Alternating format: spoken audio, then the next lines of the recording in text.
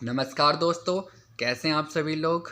उम्मीद करता हूं आप सभी लोग अच्छे होंगे। जैसा कि आज शुक्रवार है और आज आपकी जो है जीएस की क्लास नहीं आएगी।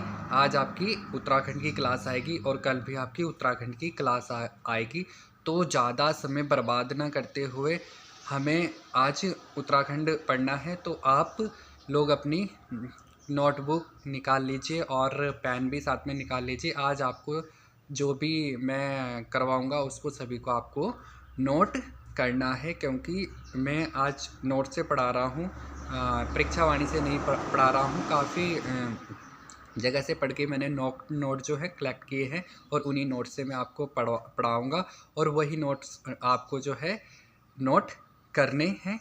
तो शुरू करते हैं। आज उत्तराखंड में जो है उत्तराखंड का हम इतिहास पढ़ते हैं। अभी हम पहले इतिहास पढ़ेंगे। जब हमारा इतिहास ख़त्म हो जाएगा उसके बाद ही हम जिला सीरीज यानी आपका भूगोल पढ़ेंगे। तो आप कॉपी पेन उठा लीजिए और हेडिंग डालिए। आपने कॉपी पेन ले लिया होगा तो आप हेडिंग डालिए उत्तराखंड में परमार वंश। उत्तराखंड में परमार वंश में आप हेडिंग डालने के बाद जो है आप उसमें वो कीजिए 888 से 1949 तक जो है ये उत्तराखंड में परमार वंश चला, जिसमें 808 से 1804 तक परमार वंश और 1804 से जो है 1804 से आपका जो है 1815 तक गोरखा शासन चला। उसके बाद 1815 से लेकर 1949 तक जो है आपका टिहरी रियासत चला। तो आपको इसमें हेडिंग डालनी है। उत्तराखंड के परमार वंश आपने हेडिंग डाल दी होगी। इसका टाइम पीरियड है 888 से 1949। तो इसमें हेडिंग डाली कत्यूरियों के बाद। हेडिंग डाल ली आपने कत्यूरियों के बाद। तो कत्यूरियों के बाद आप एरो कीजिएगा। उसमें एरो करने में आप लिखिए इधर परमार वंश, नीचे एक एरो कीजिए, उधर लिखिए चंद वंश। तो परमार वंश पहले कत्यूरियों की जो शाखा थी उनका अब पतन शुरू होने लग गया। तो उसके बाद जो दो शक्तियाँ उभर कर सामने आई, एक चंद वंश और एक परमार वंश। गढ़वाल में जो है परमार वंश आया और कुमाऊं में जो है चंद वंश की शक्ति आई। ऐसा नहीं है कि कत्यूरी समाप्त हो गए थे, उनका पतन होने लग गया था, बट वो अभी समाप्त नहीं हुए थे, वो धीरे धीरे समाप्त होने वाले थे। तो इसलिए आपको नोट करना है परमार वंश और चंद वंश। आज हम जो पढ़ रहे हैं उत्तराखंड में परमार वंश पढ़ रहे हैं। तो हेडिंग डालिए बावनगढ़। बावनगढ़ में आप बावनगढ़ लिखिए, गोला कीजिए, उसमें आप लाइंस डाल लेना या फिर एक सीधी लाइन डालना और इम्पोर्टेंट फैक्ट जो है वो नोट करना। तो आपने बावनगढ़ हेडिंग डाल दी होगी। बावनगढ़ में आप चांदपुरगढ़ पहला गढ़ डालिए, चांदपुरगढ़। उसके बाद दूसरा देवलगढ़, फिर तीसरा लोहागढ़, फिर चौथा गुचड़ूगढ़, फिर पांचवा साकरीगढ़, फिर छठा अप्पूगढ़, सातवां बदानगढ़, आठवां ईडियागढ़ और नौवां लंगूरगढ़। तो 52 गढ़ों में जो इम्पोर्टेंट गढ़ थे ये 9 ही गढ़ हैं जो इम्पोर्टेंट है 52 गढ़ों में। बाकी आप जो भी थोड़े बहुत और गढ़ हैं आप उनको पढ़ लीजिएगा। उसके बाद जो है मैं आपको 52 गढ़ के बारे में थोड़ा बहुत बता देता हूँ। 52 गढ़ जैसे हमारे अभी क्षेत्र होते हैं, ग्राम पंचायत होती है, उस तरह पहले क्षेत्र होते थे जिनके ऊपर जो है राजा का अधिकार होता था, एक राजा चलाते थे। तो इसी तरह से जो है गढ़वाल में 52 गढ़ हुआ करते थे, छोटे छोटे गढ़ होते थे। उन्हीं 52 गढ़ों को मिलकर जो है गढ़वाल का नाम गढ़वाल पड़ा था। ठीक है, जिसमें जो इम्पोर्टेंट गढ़ है ये चांदपुर गढ़ और देवलगढ़ जो है बहुत ही ज़्यादा इम्पोर्टेंट गढ़ है। तो आप इसमें फैक्ट नोट कीजिए, लाइन छोड़िए और फैक्ट नोट कीजिए, बावनगढ़ गढ़वाल में है। बावनगढ़ कहाँ है? गढ़वाल में। दूसरा फैक्ट नोट कीजिए, चांदपुरगढ़ चमोली ज़िले में है। तीसरा फैक्ट नोट कीजिएगा आप, 2004 में चांदपुरगढ़ में उत्खनन का कार्य कराया गया था। 2004 में जो है चांदपुरगढ़ में उत्खनन का कार्य कराया गया था। ये क्वेश्चन पूछा जा चुका है। देवलगढ़ श्रीनगर पौड़ी गढ़वाल में है। नेक्स्ट लाइन में नोट कीजिएगा, देवलगढ़ श्रीनगर पौड़ी गढ़वाल में है। नेक्स्ट पॉइंट नोट कीजिएगा, सोम का मांडा देवलगढ़ में है। सोम का मांडा देवलगढ़ में। इसके बाद नेक्स्ट पॉइंट नोट कीजिएगा, रवाई क्षेत्र उत्तरकाशी में है। रवाई क्षेत्र उत्तरकाशी में है। नोट कर लिया, रवाई क्षेत्र उत्तरकाशी में है। उसके बाद नोट कीजिए आप, लंगूरगढ़ को भैरवगढ़ भी कहा जाता है, क्योंकि यहाँ क्या है? भैरव का मंदिर है। तो नोट कीजिए, लंगूरगढ़ को भैरवगढ़ भी कहा जाता है, क्योंकि यहाँ पर क्या है? एक भैरव का मंदिर। उसके आगे एरो करके भैरव मंदिर लिख देना।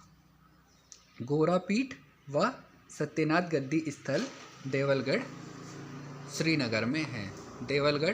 देवलगढ़ सत्यनाथ पीठ, देवलगढ़ लिखिए, एरो कीजिए, सत्यनाथ पीठ लिखिए और उसे श्रीनगर पौड़ी गढ़वाल। इस तरह से नोट बनते हैं। अब आप हेडिंग डालिए, परमार वंश। हेडिंग डाल लिया, परमार वंश। समय पीरियड लिखिए इसका, 888 से लेकर 1949 तक। परमार वंश जैसे आपने हेडिंग डाल दी, आप सीधी लाइन डालिए, उसमें नीचे एक एरो कीजिए। एरो करने के बाद उसमें लिखिए वंशावली, यानी कि हमें परमार वंश की बारे में कहाँ से जानकारी मिलती है, हमें परमार वंश के बारे में कहाँ से जानकारी मिलती है, उसकी क्या क्या स्रोत है। तो उसमें पहला लिखिए आप हार्डविक। हार्डविक जो है इसकी सूची है 1796 की। हार्डविक लिख लिया आपने। हार्डविक की जो सूची है 1796 की है। उसके बाद आप लिखिए श्री बेकेट की जो सूची है वो है 1849 की। आपने हार्डविक और श्री बेकेट लिख लिया होगा। उसके बाद तीसरी सूची है विलियम की, और चौथी है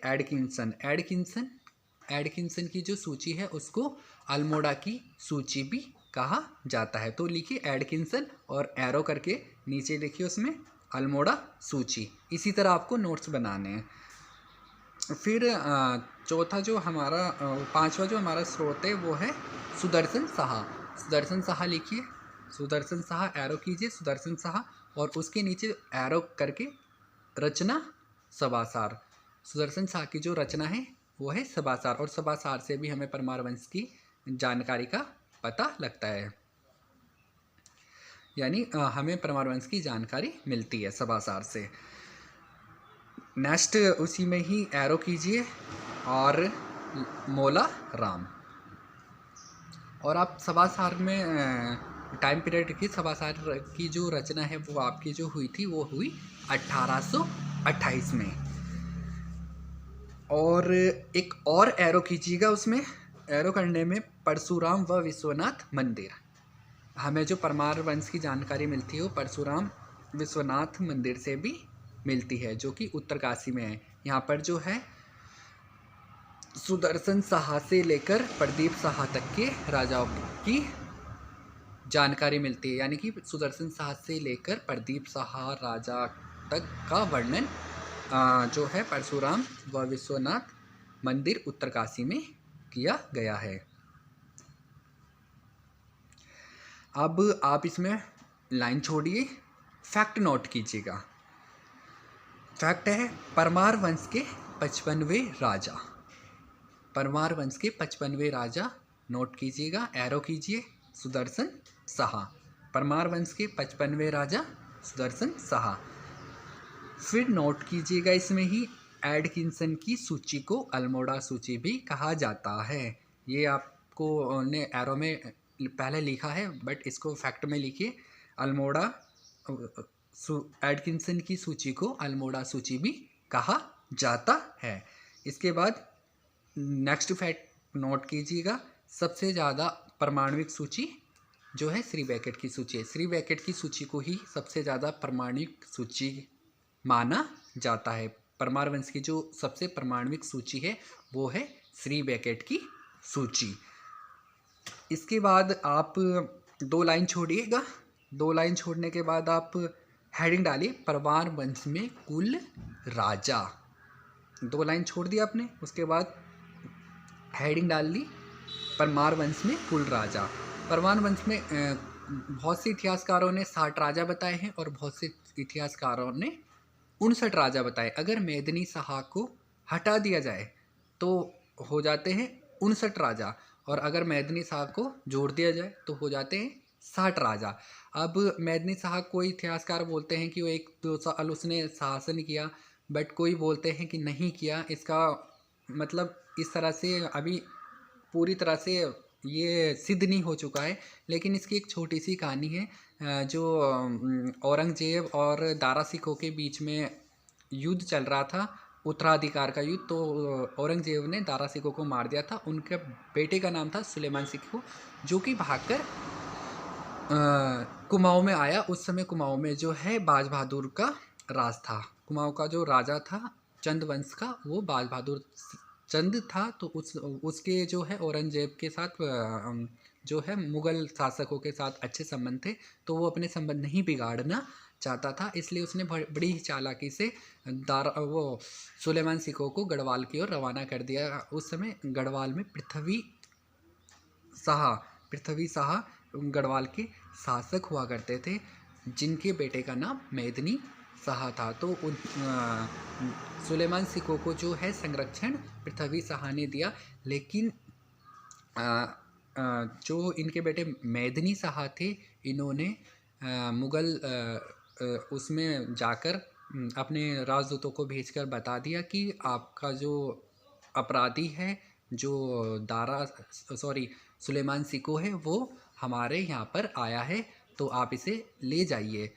इसके बाद जो सुलेमान सिको है उसको वो पता चल जाता है और वो गढ़वाल की घाटियों में भाग जाता है, लेकिन वो लास्ट में पकड़ा जाता है और उसकी हत्या कर दी जाती है। तो इस वजह से पृथ्वी शाह को गुस्सा आता है कि हमारे जो राजवंश में है, हमारे बेटे ने बहुत बड़ा धोखा किया है, जो कि बहुत ही ज़्यादा उनको बुरा लगता है, और इसलिए वह अपने बेटे मेदिनी शाह को जो है देश निकाला देते हैं। इस हिसाब से जो है हमारे गढ़वाल में 59 राजा हो जाते हैं। तो आप नोट कीजिएगा, परमार वंश में कुल राजा 59 या 60, एरो करके 59 या 60। तो वही लाइन डालिएगा, पहले में एरो डालिएगा, समय लिखिएगा 828 से 1804, समय है 828 से 1804। राजा लिखिए 54 राजा, उसके नीचे एरो कीजिए 54 राजा, यदि मेदिनी शाह को जोड़ दिया जाए, ठीक है। और फिर उसी लाइन में दूसरी में एरो कीजिएगा, समय लिखिएगा 1805 से 1815, 1805 से लेकर 1815 तक जो है आपका गढ़वाल में जो है गोरखा शासन चल गया था, क्योंकि 1804 में खुड़बुड़ा का युद्ध होता है, जिसमें आपका जो है अमर सिंह थापा और उसके बीच में होता है प्रद्युम्न शाह के बीच में, जिसमें प्रद्युम्न शाह को गोली लग जाती है और वो वहाँ पर शहीद हो जाते हैं। उसके बाद जो है पूरे गढ़वाल पर गोरखों का शासन हो जाता है, और ये शासन जो है उनका 1805 से लेकर 1815 तक चलता है। तो इसमें ही आप है वो तीसरे उसमें एरो डालिएगा आप। उसके बाद आता है टिहरी रियासत। टिहरी रियासत में जो है 6 राजा हुए। 6 राजाओं में सबसे पहले हुए सुदर्शन शाह। ये हुआ टिहरी रियासत जो चली। आप 1815 से लेकर 1949 तक जो है टिहरी रियासत चली। 1800 टाइम लिखिए, 1815 से 1849 एरो डालिए, टिहरी रियासत। राजा छः राजा हुए। उनका नाम है सुदर्शन शाह, उसके बाद उनके बेटे भवानी शाह, फिर उनके बेटे प्रताप शाह, फिर उनके बेटे कृति शाह, फिर उनके बेटे नरेंद्र शाह, और फिर उसके बेटे जो है मानवेंद्र शाह। इस तरह जो है परमार टिहरी रियासत में जो है 6 राजाओं ने राज किया। और 1949 में जो है टिहरी रियासत का जो है भारतीय संघ में क्या हो जाता है, विलय हो जाता है। अब आप नोट कीजिएगा, मेदिनी शाह के पिता का नाम पृथ्वी शाह। मेदिनी शाह के पिता का नाम क्या है, पृथ्वी शाह। और पृथ्वी शाह ने मेदिनी शाह, दूसरा फैक्ट नोट कीजिएगा आप, पृथ्वी शाह ने मेदिनी शाह को दरबार से निकाल दिया, जिसके कारण वह क्या है, जिसके कारण वह गद्दी पर नहीं बैठ सका। ये क्या है, अधिकांश इतिहासकारों का मानना है। अब आप नेक्स्ट हेडिंग डालिएगा, नेक्स्ट हेडिंग डालिए आप, भानु प्रताप और कनकपाल। भानु प्रताप और कनकपाल, यहाँ से आपका जो है एडकिंसन, वाल्टन लिखिए, एडकिंसन, वाल्टन, हरिकृष्ण रतूड़ी, भक्त दर्शन। एरो कीजिएगा। ने बताया कि कनकपाल जो है कहाँ, धारा नगरी से आए थे। ठीक है, एडकिंसन, वाल्टन, हरिकृष्ण रतूड़ी, भक्त दर्शन ने बताया कि कनकपाल जो है कहाँ, धारा नगरी से आए थे। और एडकिंसन और वाल्टन ने कहा कि धारा नगरी के पंवार वंशी युवक ने सोमपाल की पुत्री से विवाह किया था। लेकिन नोट कीजिएगा, एडकिंसन और वाल्टन ने कहा कि धारा नगरी के पंवार वंशी युवक ने सोनपाल की पुत्री से विवाह किया। एरो कीजिएगा उसके नीचे। लेकिन कनकपाल गुर्जर देश से आया था। लेकिन कनकपाल जो कहाँ से आया था, गुर्जर देश। तो ये क्वेश्चन आ जाता है कि कनकपाल आ सकता है, कनकपाल कहाँ से आया था, गुर्जर प्रदेश से। कौन से राज्य से आया था, गुर्जर प्रदेश से। ठीक है, पर चांदपुर शिलालेख इम्पोर्टेंट है, नोट कीजिएगा। पर चांदपुर शिलालेख में कनकपाल को गुर्जर प्रदेश का निवासी बताया गया है।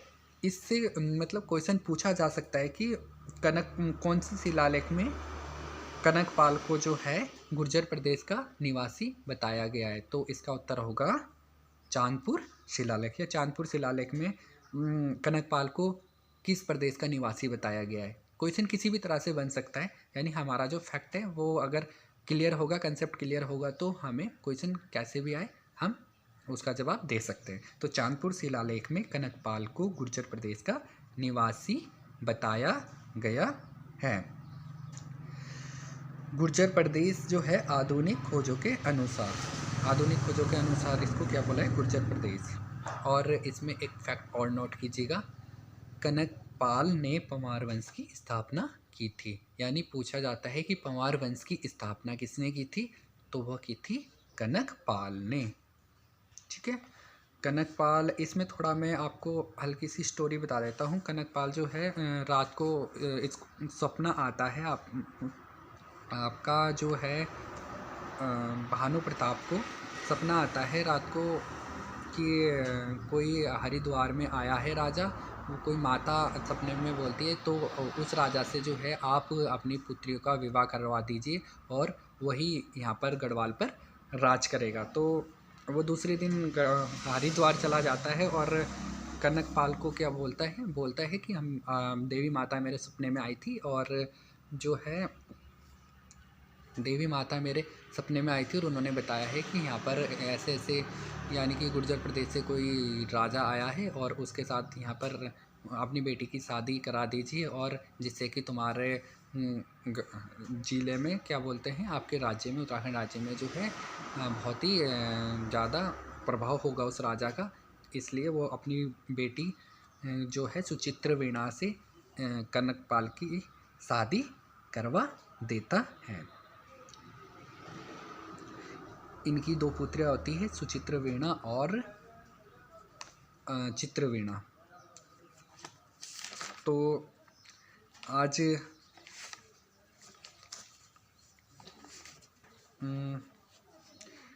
अब आप हेडिंग डालिए कनकपाल। कनकपाल के बारे में आप हेडिंग डालिए कनकपाल। कनकपाल का जो टाइम पीरियड है वो है 888 से लेकर 848। कनकपाल हेडिंग डाल ली होगी आपने। 828 से लेकर 848 तक। और इसमें आप एरो करके लिखिए परमार वंश का आदि पुरुष। कनकपाल को परमार वंश का आदि पुरुष भी कहा जाता है क्योंकि परमार वंश की जो स्थापना की थी वो कनकपाल ने की थी। अब एरो डालिए, वही लाइन डालने के बाद आप नोट कीजिए। पहला फैक्ट है चांदपुर शिलालेख। चांदपुर शिलालेख में चंद्रवंशी परमार बताया गया है, वह गुर्जर प्रदेश का निवासी बताया गया है। चांदपुर शिलालेख के नीचे एरो कीजिएगा, एरो में लिखिए चंद्रवंशी परमार राजा व गुर्जर प्रदेश से आया हुआ निवासी। नोट कर लिया, चंद्रवंशी परमार राजा व गुर्जर प्रदेश से आया हुआ निवासी। दूसरी लाइन, उसी लाइन में दूसरी में एरो कीजिए कौनपुरगढ़, कनकपाल का गढ़। कौनपुरगढ़ जो है क्या है, कनकपाल का गढ़ का नाम क्या था, जहाँ पर कनकपाल रहता था उस गढ़ का नाम था कौनपुर। तो लिखिए कौनपुरगढ़ कनकपाल का गढ़। तीसरा एरो कीजिए, उसी में ही वो लाइन है उसी में ही एरो कीजिए। एरो करने के बाद कवि देवराज ने गढ़वाल राजा वंशावली में कनकपाल का वर्णन किया है और कनकपाल को स्वर्णपाल बताया गया है। यानी कवि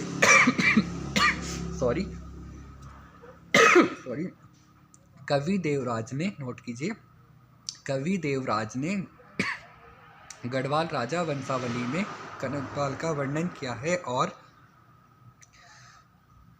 कनकपाल को स्वर्णपाल कहा है। जो कवि देवराज है उसने जो है अपनी वंशावली में कनकपाल को क्या कहा है, स्वर्णपाल कहा है। ये आपने नोट कर लिया होगा। अब एक नोट लिखिए, नोट लिखिए। नोट लिखने के बाद पंडित हरिकृष्ण लिखिए। पंडित हरिकृष्ण रतूड़ी ने अपनी पुस्तक गढ़वाल का इतिहास, पंडित हरिकृष्ण रतूड़ी ने अपनी पुस्तक गढ़वाल का इतिहास, यानी कि पूछ लिया गया आपसे गढ़वाल का इतिहास किसकी पुस्तक का नाम है, तो गढ़वाल का जो इतिहास है वो पंडित हरिकृष्ण रतूड़ी। ये क्वेश्चन आ सकता है। में लिखा है कि, लिखिए नोट कीजिए, में लिखा है कि कनकपाल 888 ईस्वी में गद्दी पर बैठा था। हरिकृष्ण रतूड़ी ने लिखा है कि जो कनकपाल था जिसने उसकी स्थापना की थी वो 888 ईस्वी में इसकी स्थापना की थी। जबकि अपनी एक अन्य रचना गढ़वाल वर्धन में हरिकृष्ण रतूड़ी ने 688 में लिखा है। जबकि इसकी एक अन्य रचना है उसमें इसने क्या लिखा है, 688 लिखा है।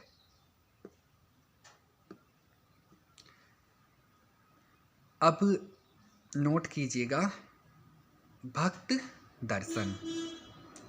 दर्शन हेडिंग डालिए भक्त दर्शन। एरो करने के बाद 828 ईस्वी विक्रम संवत और 945। भक्त दर्शन 888 ईस्वी विक्रम संवत 945, यानी कि उस समय विक्रम संवत कौन सा चल रहा था, 945, और सन कौन सा चल रहा था आपका, 888। कवि दर्शन 688 और विक्रम संवत 745। यानी अगर हमें सन को अपना जो ये सन है इसको विक्रम संवत में बदलना होता है तो सिर्फ 57 साल हम प्लस कर देते हैं। जैसे अभी 2022 चल रहा है तो अगर हमें विक्रम संवत निकालना है तो 2022 प्लस 57 जोड़ देने हैं, जो भी आएगा वो सन विक्रम संवत हो जाएगा। ठीक है। तो कवि दर्शन के अनुसार परमारवंश की स्थापना 688 में। भक्ति दर्शन के अनुसार जो है स्थापना कब हुई परमारवंश की, ये हुई 888 में। नोट जो है आप नोट कर सकते हो इस बात को कि विक्रम संवत जो है 57 वर्ष आगे चलता है। विक्रम संवत जो है 57 वर्ष आगे चलता है। तो दोस्तों आज की क्लास यहीं तक थी। उम्मीद करता हूँ कि आपको आज की क्लास से कुछ समझ आया होगा और आपने अपने नोट्स भी बना लिए होंगे। तो इन्हीं नोट्स को आप अच्छी तरह से रिवाइज करते रहिए, धीरे धीरे आपको समझ में आने लग जाएगा। बाकी और सहायता के लिए जो और थोड़ा और डीपली समझना हो उसके लिए मैं बाद में, पहले आपके ये नोट्स इंपॉर्टेंट हो जाए, आपका एक सिलेबस कवर हो जाए, डिटेल वगैरह हम बाद में पढ़ा लेंगे। बाकी थोड़ा बहुत जानकारी आप दूसरे यूट्यूब चैनल से भी आप ले सकते हो, पर मैं आपको प्रॉपर जो है नोट्स करवाऊँगा। ये मैं इसी तरह पढ़ाऊँगा ताकि आप लोगों के प्रॉपर से नोट्स बन जाए और इसके बारे में थोड़ा एक्सप्लेनेशन भी करता रहूँगा। तो होप ही आपको ये क्लास अच्छी लगी होगी। तो मिलते हैं कल इसी के बाद जो अगला नेक्स्ट टॉपिक होगा उसके साथ। तब तक के लिए नमस्कार।